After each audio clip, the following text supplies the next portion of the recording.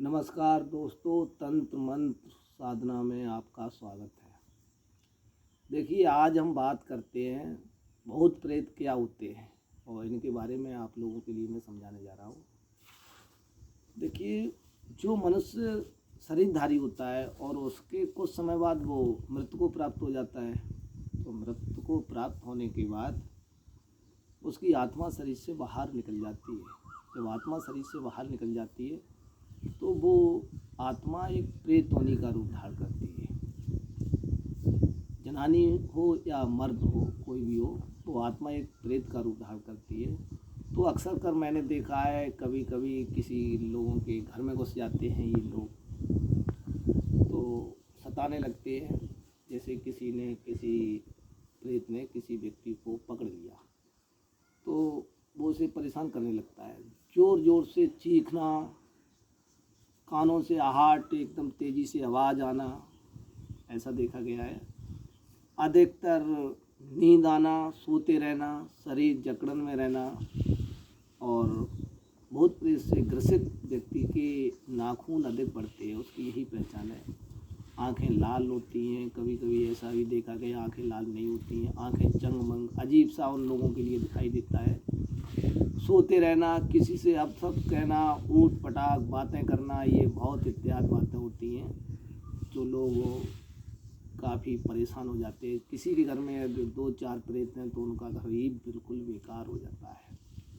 तो ऐसी स्थिति में क्या है कि इन प्रेतों को घर से बाहर भगाने के लिए आइए हम चलते हैं हनुमान जी की साधना की तरफ। तो साधना जब हम करते हैं, हनुमान चालीसा है या काली चालीसा है या दुर्गा चालीसा है, कुछ भी धर्म की पुस्तकें यदि हम पढ़ते हैं, धर्म की ओर प्रेरित होते हैं, तो ये नकारात्मक जो ऊर्जा है ये परेशान होने लगती है। किसी व्यक्ति पर प्रेत लागू है तो जब हम हनुमान चालीसा का पाठ करेंगे तो सकारात्मक ऊर्जा जब आएगी हनुमान जी की, यानी कोई शक्ति जब आएगी घर में, तो ये नकारात्मक ऊर्जा गिड़गिड़ाने लगती है, परेशान होने लगती है कि अब मैं क्या करूं, मर गया चिल्लाने लगती है। तो ऐसी स्थिति में सकारात्मक ऊर्जा का जब नकारात्मक ऊर्जा से टकराव होने लगता है तो ये ऊर्जा छोड़ के रोगी को भागने लगती है, चिल्ला करके, अरे मैं मर गया, मार डाला, ऐसी बहुत सारी बातें ऊट-पटांग होती रहती हैं। तो व्यक्ति के शरीर से ये प्रेत छोड़ के भागने लगते हैं। और मैंने ये भी देखा है, कुछ समय बाद फिर ये घूम करके आ जाते हैं। तो ऐसी स्थिति में व्यक्ति को हनुमान चालीसा बराबर पढ़ना चाहिए, जिससे बजरंगबली महाराज रोगी को पूर्ण रूप से स्वस्थ कर सकें। और ऐसी स्थिति में रोगी यदि चालीसा का बराबर पाठ करता है, और इसमें महत्वपूर्ण जो है भूमिका चालीसा की, संकट मोचन हनुमाष्टक और बजरंग बाण चालीसा तो है ही है, लेकिन इसमें कारगर सिद्ध जो है संकट मोचन हनुमाष्टक और बजरंग बाण अति निपुण है। बजरंग बाण एक अमोघ अस्त्र है जिससे सारी अलाय बलाएँ सब बजरंगबली बाबा नष्ट कर देते हैं।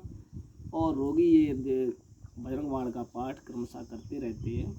किसी के घर में कोई भी व्यक्ति या भूत बाधा से परेशान है, बराबर परेशान रहता है और प्रेत छोड़ता ही नहीं है, उस घर में कोई भी व्यक्ति चालीसा उसको बराबर सुनाता यदि रहता है, तो ये तो पुराणों का नियम है कि 41 दिन के अंदर ही विधान के अनुसार वो प्रेत से छुटकारा पा जाता है व्यक्ति, और जीवन काल तक बजरंगबली उस पर कृपा बनाए रखते हैं और यही भक्तों को लाभ मिलता है।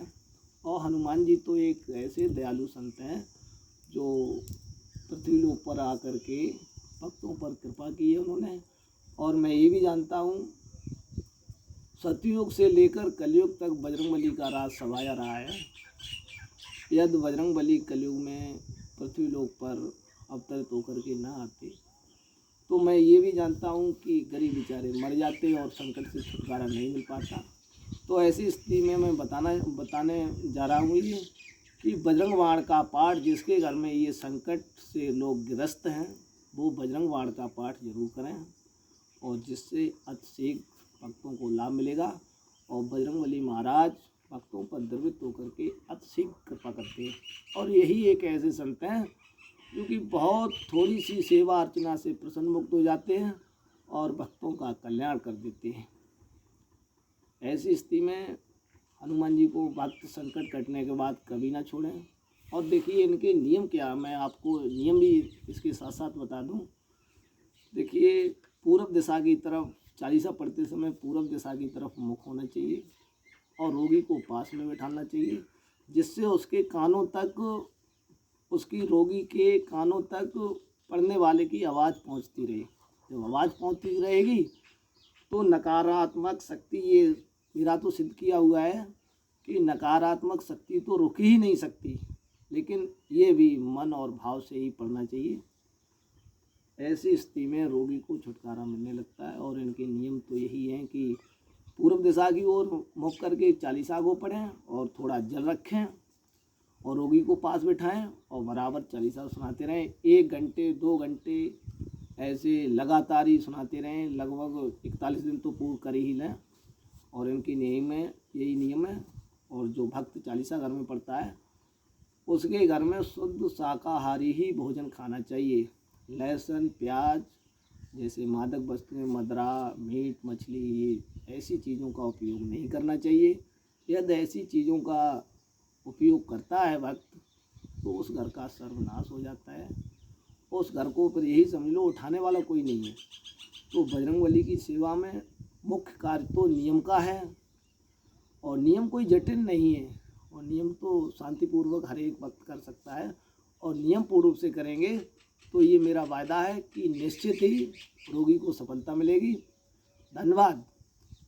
यदि मेरा वीडियो आप लोगों को अच्छा लगा हो तो वीडियो को शेयर करें, कमेंट बॉक्स में भेजें और शेयर करना ना भूलें। आपका साथी विक्रांत यादव। धन्यवाद। लभेड़ मंदिर।